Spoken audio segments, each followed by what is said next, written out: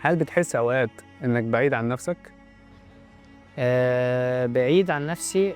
قصدك إيه طيب بعيد عن نفسي؟ يعني آآ مش يعني ممكن تكون مثلًا مش فاهم نفسك كويس مثلًا، مش قريب من نفسك، بتجلد نفسك كده مثلًا جامد، ما بتتعرفش على المشاكل اللي عندك فبتحاول تحلها، أو كل واحد بيترجم السؤال على فاهم، على حسب إحساسه يعني ساعات بيبقى ليه أبعاد مختلفة، بس كل واحد يعني من ميزة البرنامج إن كل الناس بتجاوب أسئلة مختلفة، آه.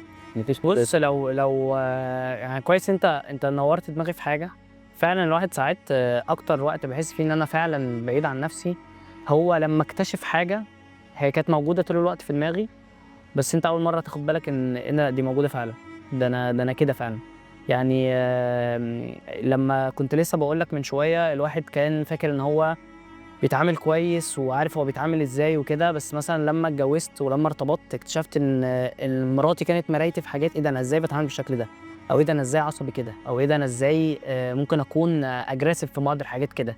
فبترجع بقى تreflect على حياتك كلّها، إيه ده يا نهار أبيض!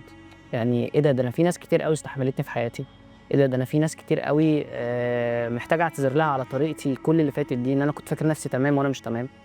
فالأوقات اللي زي دي بتبقى اكتشاف وawareness غير طبيعي لنفسك، وبتحس إن أنت لأ، هو أنت مش مهما فهمت عن نفسك، ومهما اكتشفت حاجات عن نفسك، لأ، لسه في حاجات أنت محتاج تعرفها، ولسه في حاجات أنت محتاج تشوفها، ولسه في حاجات أنت محتاج تطورها، والرحلة دي مش هتخلص. يعني دايمًا مهما عرفت أنت ما جبتش الديب من ديله، وأنت مش أجمد واحد فاهم الدنيا، وأنت مش أجمد واحد فاهم نفسك، وأنت مش أجمد واحد عارف أنت بتعمل إيه. لأ، هو أنت في الآخر ماشي بتوفيق ربنا، أنت يعني حرفيًا كلنا على الله. ده حقيقي.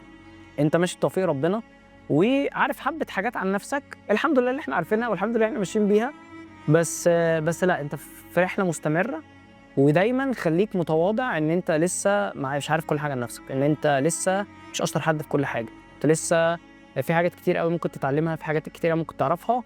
فأنت لأ، يعني خلّيك في رحلة الاكتشاف دي، وخلّيك متواضع إن أنت دايمًا تكتشف.